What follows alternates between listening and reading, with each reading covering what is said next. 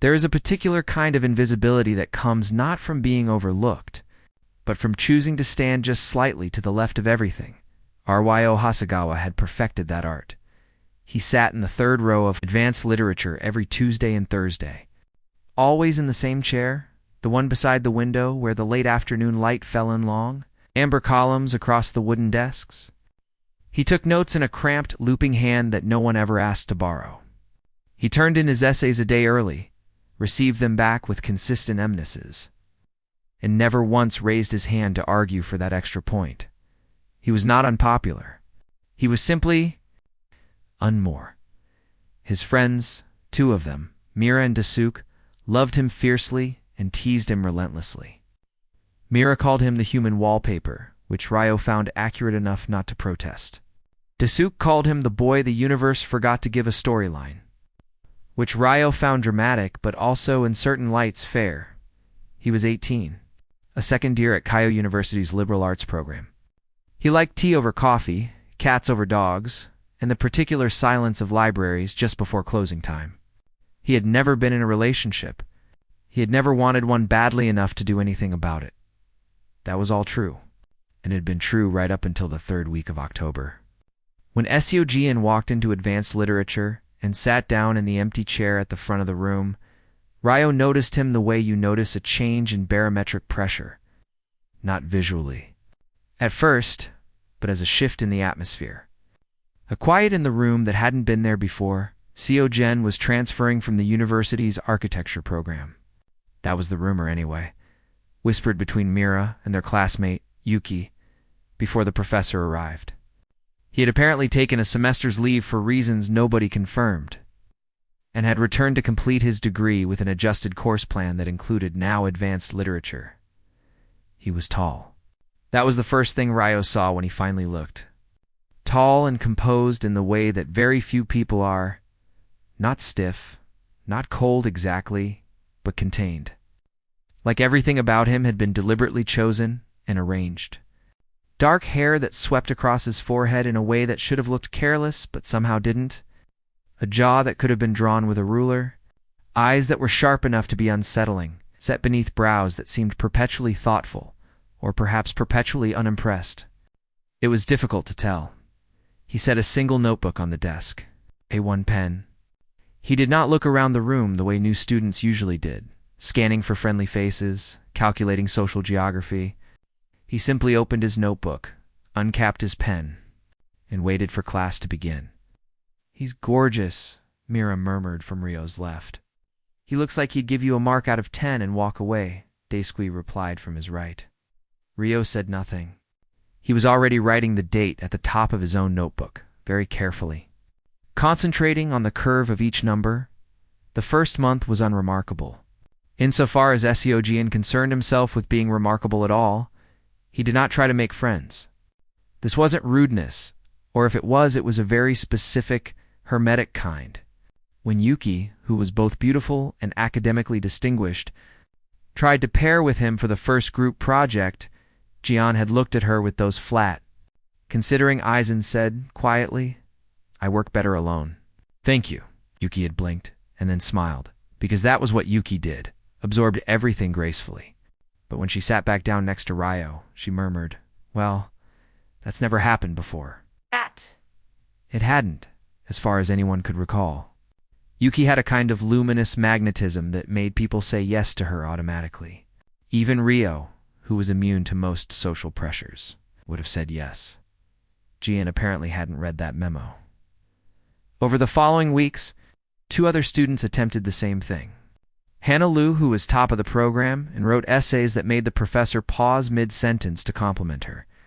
Then Marcos, who was witty and well-liked and had the kind of easy confidence that filled rooms comfortably. Both received polite, definitive declinations. "He's not rude," Ryo observed to Myra one afternoon, watching Jian from across the library. Jian was reading, one hand propping up his chin, entirely alone at a table that could have seated 6. "He's just self-contained. It's a glacier," Mira said. "Beautiful, cold, slowly destroying everything in its path. Glaciers don't destroy things quickly enough to be dramatic." "Right." I've seen you watch him 4 times this week. Ryo looked down at his book. I'm observant, or something, Mira said, and smiled into her coffee. The project assignment came in the 5th week of term. Professor Nakamura believed it's a matter of pedagogical philosophy. In what she called productive discomfort, this manifested in paired research projects assigned not by student choice, but by the professor herself, based on what she described as complementary analytical gaps, which in practice meant she paired people who thought as differently as possible, and then set them loose on a single text.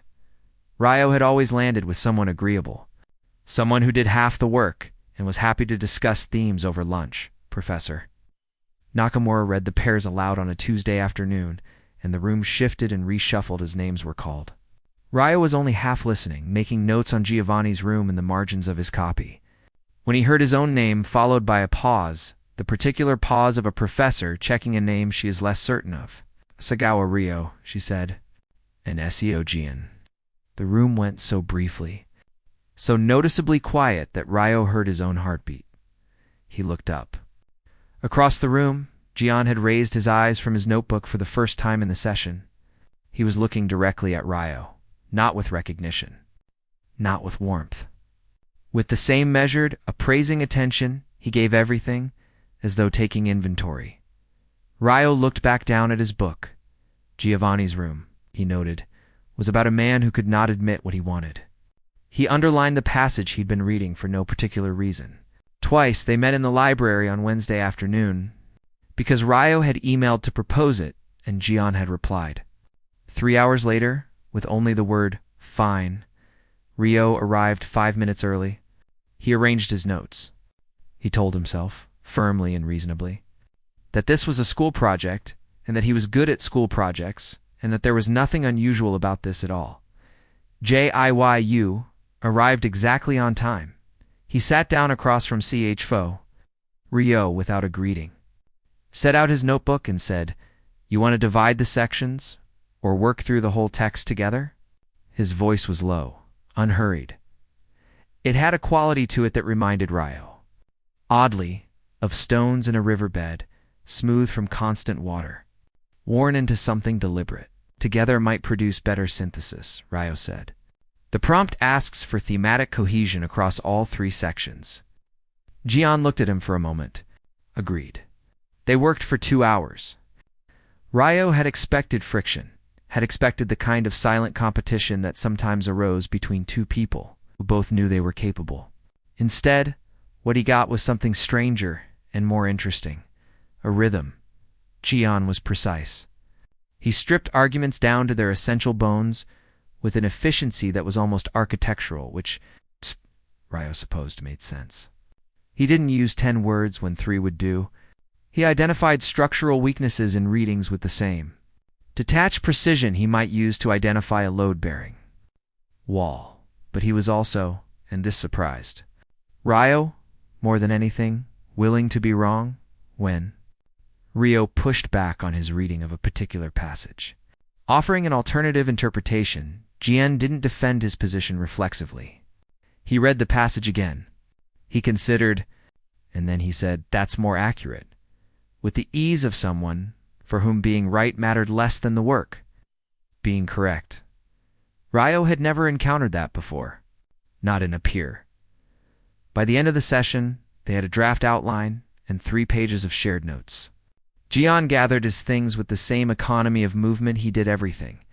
He was nearly at the door when Ryo, without particularly planning to, said, "You're not what people think you are." Gian stopped. Turned, just slightly. "What do people think I am?" Ryo considered the honest answer. Cold, dismissive, possibly a glacier. Something shifted in Gian's face. It wasn't a smile. It was too restrained for that, too careful, but it was something adjacent to one.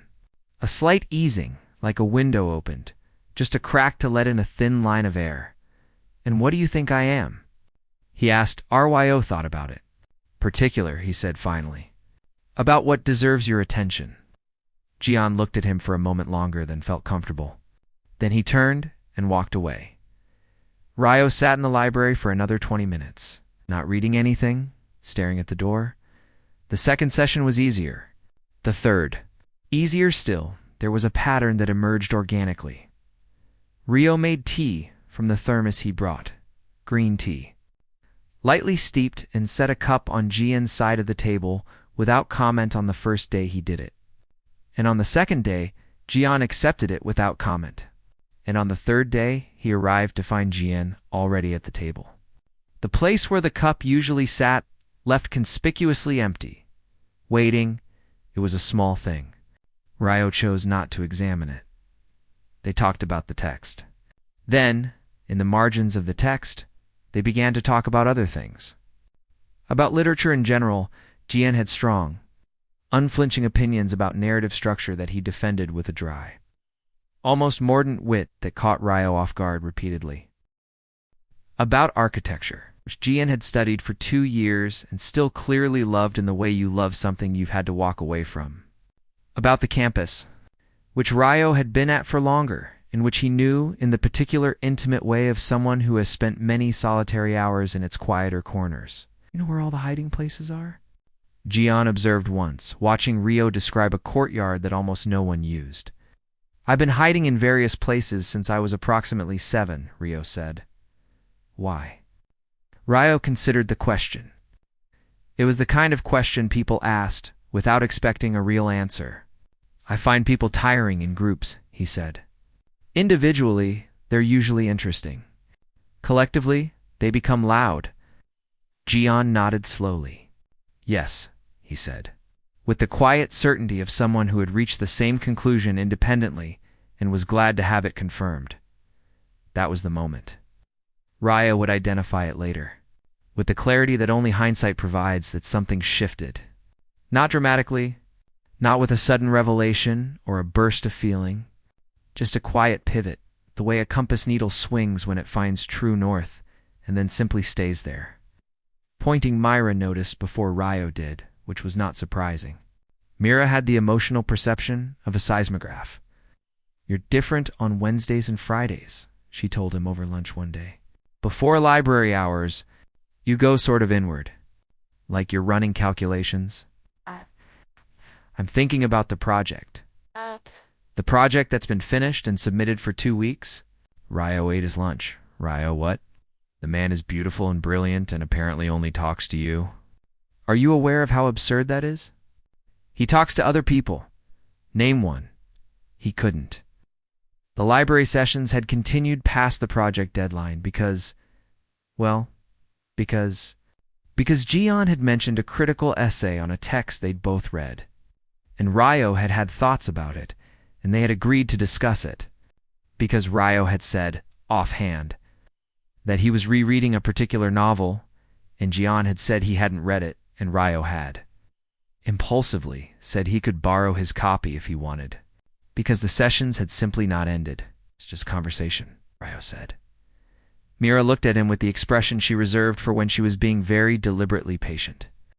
Okay, she said. There was a night in November when the library was almost empty and the rain came. It's down hard against the tall windows, turning the campus outside into a watercolor blur.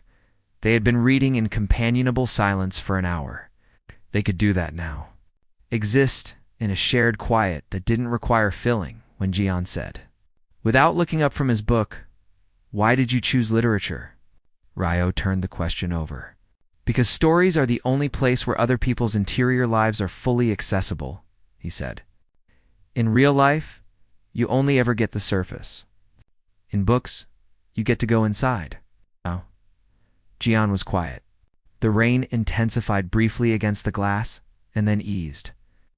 I chose architecture, he said, because buildings are honest. A building either stands or it doesn't. It either serves the people inside it or it fails them. There's no performance, no gap between what something is and what it claims to be. Rio looked at him.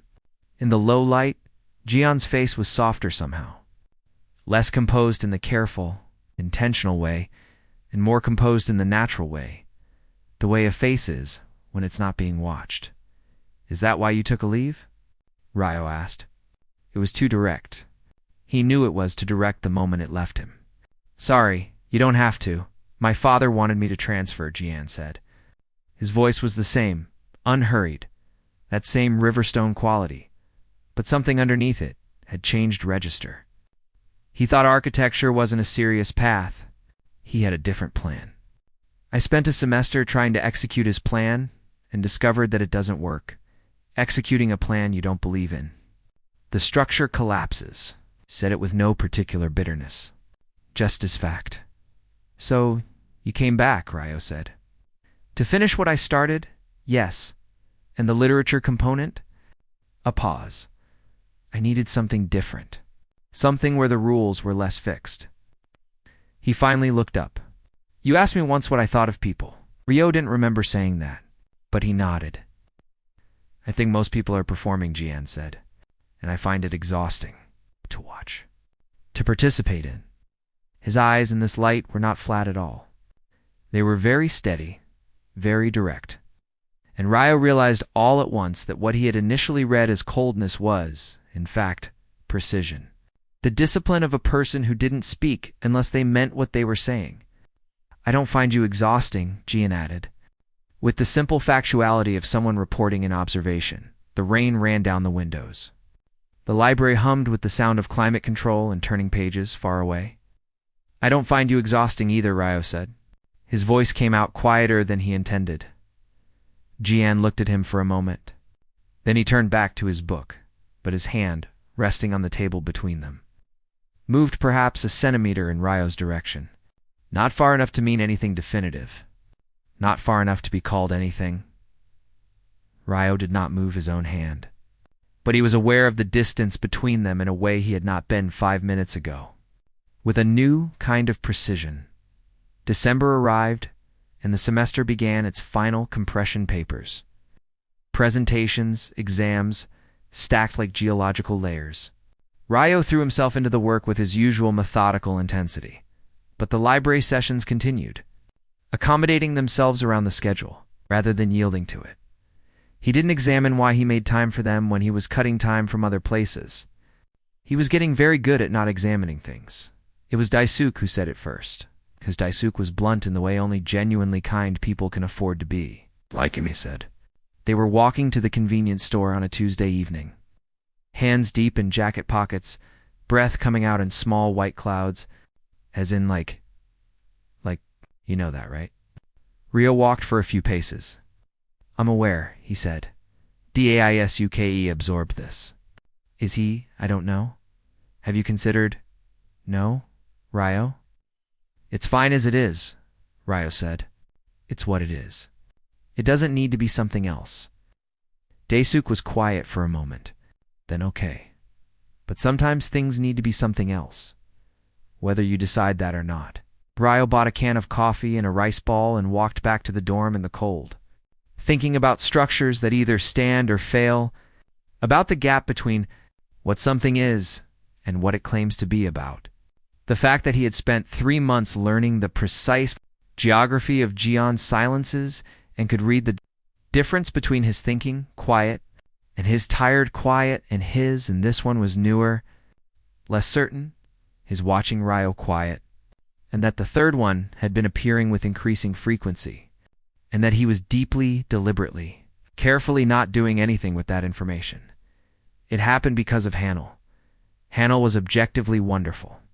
Ryo held no animosity toward her. She was sharp and warm and laughed easily. And when she began appearing at the end of the library sessions first once, then with increasing regularity, Ryo told himself it was simply social overlap.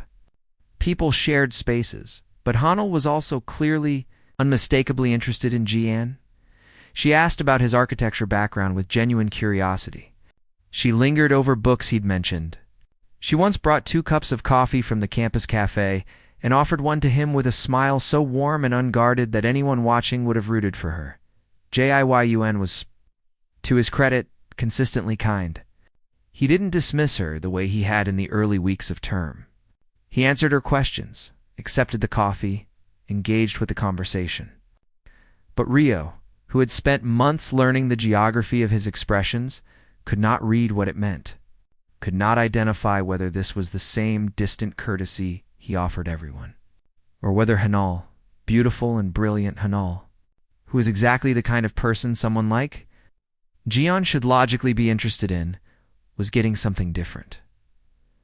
Ryo found himself arriving at the library and immediately, involuntarily scanning the room. Found himself recalculating the session geometry when there were 3 of them instead of 2. Found himself going quiet in a way that was different from his usual quiet. Smaller, more compressed, like a room losing oxygen. He hated it. He was furious with himself for it. He was not a person who did jealousy. He barely did feelings, and here he was, measuring the angle of Jian's attention towards someone else and finding the result unacceptable. When Hanal had joined them and the conversation had drifted toward a campus exhibition she and Jian were both planning to attend, Ryo looked down at his notebook and realized he hadn't written a single word in 40 minutes. He closed it, gathered his things, and said, "I have to go." The seminar paper. "You submitted the seminar paper last week," Jian said. Ryo met his eyes for a moment. "A different one," he said, and left.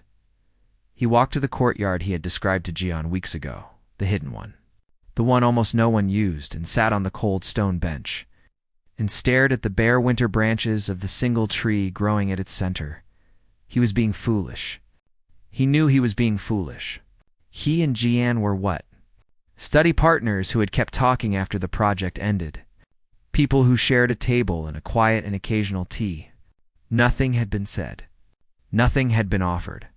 He had no claim to anything and had never sought one, and had explicitly told himself, with some regularity, that he didn't need one.